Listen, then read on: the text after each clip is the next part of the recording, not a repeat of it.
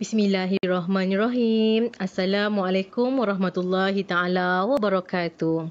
Alhamdulillahirabbil wassalatu wassalamu ala asyrafil anbiya'i wal mursalin wa ala alihi wa sahbihi ajmain. Alhamdulillah, hari ini kita bertemu kembali pada mata pelajaran akhlak dan tasawuf.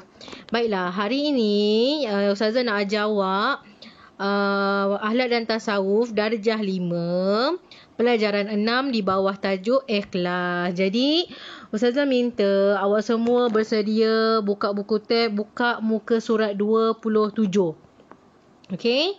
Jadi tanpa membuang masa, Ustazah akan teruskanlah ya. Okey. Okey, kita tengok kepada pengertian ikhlas. Okey, sekejap Ustazah nak besarkan sekejap. Bagi besar sikit saiz paparan dia. Okey. Yang pertamanya, sebelum Ustazah terangkan berkenaan pengertian ikhlas, jadi kita kena tahu serba sedikit. Ikhlas itu ialah amal seseorang hamba yang akan diterima oleh Allah Subhanahu Wa Taala jika dilakukan dengan penuh keikhlasan. Keikhlasan adalah satu sifat yang terpuji kerana seseorang hamba mungkin boleh melaksanakan pelbagai amal kebajikan, tetapi belum tentu ia mendapat sebarang pahala daripada amalan yang dilakukannya. Kenapa Ustazah cakap macam tu? Ya, seorang hamba ini berkemungkinan dia boleh melakukan pelbagai kebaikan, tetapi dalam masa yang sama, adakah hamba tersebut melakukan perbuatan tersebut dalam keadaan ikhlas? Jika niat untuk menunjuk-nunjuk, maka sia-sia, tak dapat apa pun tak dapat pahala pun daripada amal yang dilakukannya. Jadi kita akan tengok juga pengertian ikhlas dari segi bahasa dan juga dari segi istilah. Dari segi bahasa, ikhlas bermakna bersih, murni dan khusus.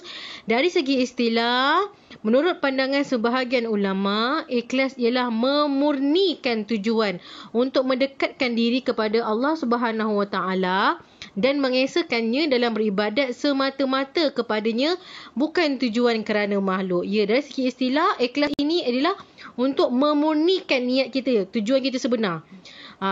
Kalau awak bersedekah, menolong orang tu, niat awak nak menunjuk, cepat-cepat awak kena murnikan semula niat awak ni buat kerana Allah Ta'ala, bukan kerana makhluk dan pangkat.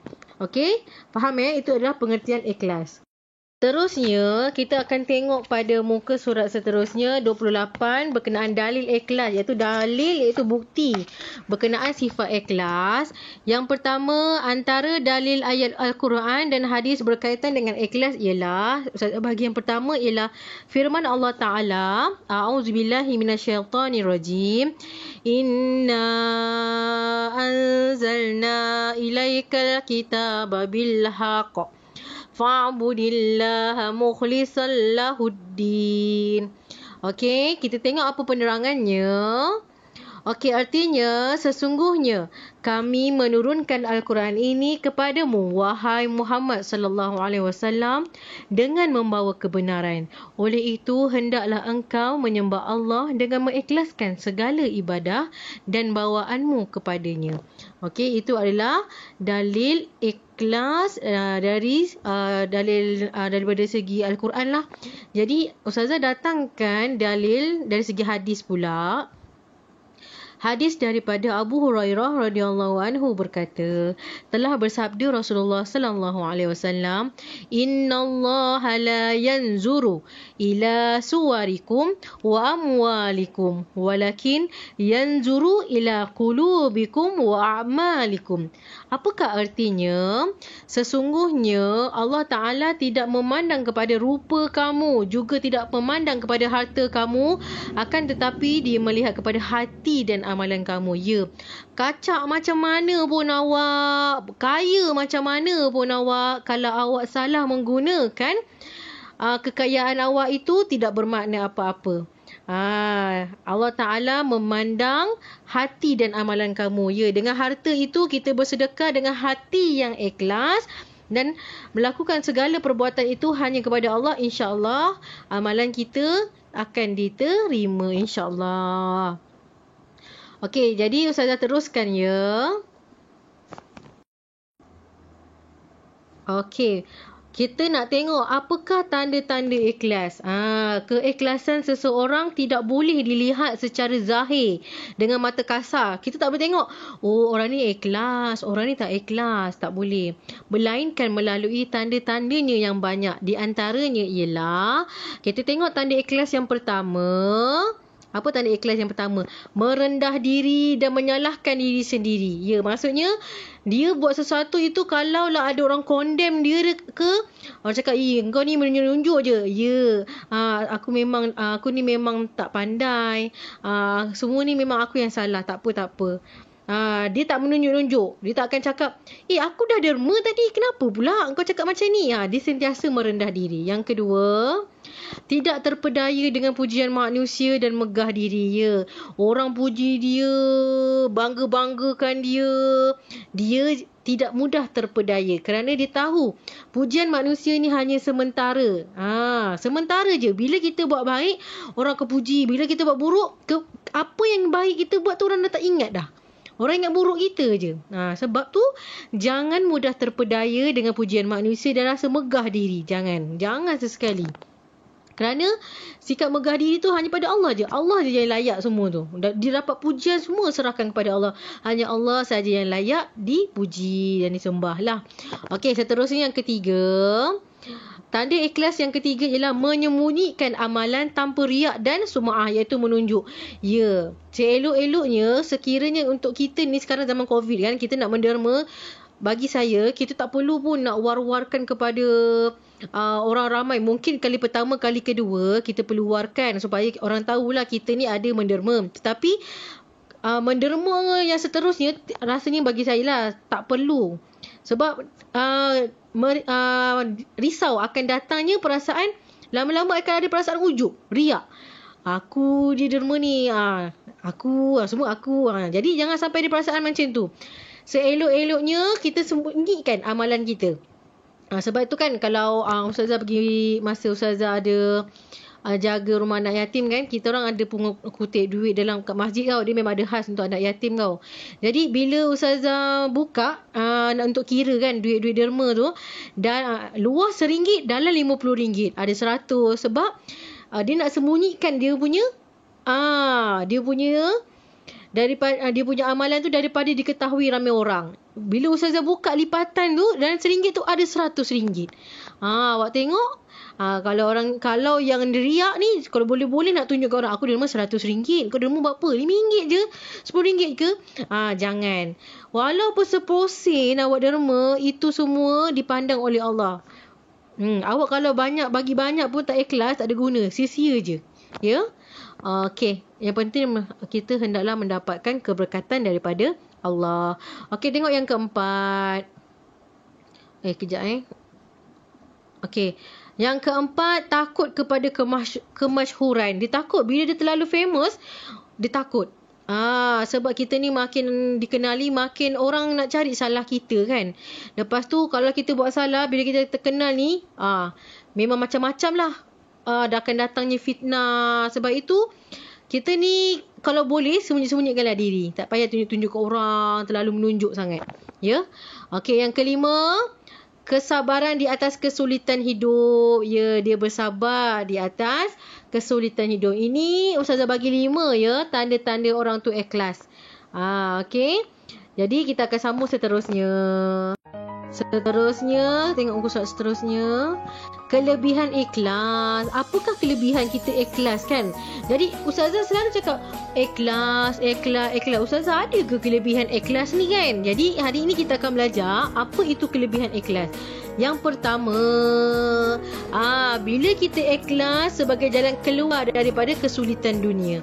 Ya, bila kita ikhlas membuat sesuatu, insya-Allah Allah Taala akan permudahkan kita untuk teruskan kehidupan kita. Adalah jalan yang mudah daripada kesulitan dunia. Ada bila kita ikhlas. Yang kedua, membebaskan diri daripada godaan syaitan. Bila kita ikhlas ni, kita dah tak risau dah orang fikir. Kalau aku bagi RM5, orang fikir aku ni apa pula? Dia asyik fikir je orang fikir. Dia tak fikir apa Allah fikir kan. Dia asyik fikir apa je orang fikir. Jangan. Bila kita ikhlas, kita nak akan bebas daripada godaan syaitan. Jadi, bagi RM5 ke, RM1 ke, RM10 ke, dia tak kisah. Sebab dia tahu Allah tu lagi tahu. Dia punya keikhlasan dia kan. Jangan fikirkan orang. Fikir apa Allah fikir tentang kita. Okey, yang ketiga. Akan dikabulkan keinginannya oleh Allah Subhanahu Taala. Ya, bila kita ikhlas, contoh ikhlas bersedekah, jadi kita akan mudah Allah Taala nak kabulkan keinginan kita ya. Yang keempat, memiliki sifat kaya diri. Kaya diri ini bukan bermakna bangga diri. Kaya diri ini dia sentiasa berkeyakinan. Berkeyakinan bukan berkeyakinan bangga tau. Berkeyakinan. Faham Okey, yang kelima. Kejap dia cantum. Okey, yang kelima, berhak mendapat syafaat Rasulullah sallallahu alaihi wasallam di akhirat. Ya. Orang yang suka menderma, membantu dalam keadaan ikhlas ni, ia akan mendapat syafaat daripada Rasulullah sallallahu alaihi wasallam di akhirat. Dan last kali, nombor 6, terselamat dari siksaan neraka dan tergolong penghuni syurga. Ya, dengan bantuan yang kita bagi tu dalam keadaan ikhlas ni, bantuan-bantuan itu akan membantu kita ni terselamat daripada siksa neraka dan tergolong dalam penghuni syurga. Ya, sebab tu perbanyakkan bersedekah, tetapi banyak sedekah tu mesti dalam keadaan ikhlas. Awak cubalah, kalau awak rasa awak ni jenis yang suka bangga diri kan, awak cubalah belajar macam mana nak memberi orang ini tanpa ada perasaan bangga. Kalau saya suka sembunyi-sembunyi. Masa salam ke kan, zaman dulu kan macam tu kan, nak bagi apa-apa salam, time tu lah duit dia bagi kan. Dia tak akan RM100 ni depan mata. Tak, dia mesti sembunyi. Okey. Itu adalah kelebihan ikhlas. Jadi Ustazah akan ceritakan kat awak seterusnya. Jadi diharapkan semua bersedia ya. Selepas ini, seterusnya ada kisah. Yang mana kisah 3 orang sahabat dan juga 3 seorang sahabat yang ikhlas kerana Allah. Okey, dengar elok-elok. Okey, dalam sebuah hadis riwayat Imam Bukhari dan Imam Muslim mengisahkan 3 orang pemuda yang bermusafir bertujuan untuk beribadat kepada Allah. Apa maksud musafir? Musafir ni perjalanan dari satu tempat ke satu tempat ya. Di dalam perjalanan hujan turun sangat lebat. Lalu mereka pun berlindung di dalam sebuah gua. Tiba-tiba sebuah batu yang sangat besar jatuh dan menutupi pintu gua. Ketiga-tiga pemuda itu akhirnya terkurung dan tidak dapat keluar. Mereka berasa takutlah kan, macam mana dia orang nak keluar? Kan, dah terkurung dalam gua. Matilah kan, tak siapa nak tolong, berat. Zaman dulu, takkan nak bagi kren kan? Okey, seterusnya tengok cerita dia.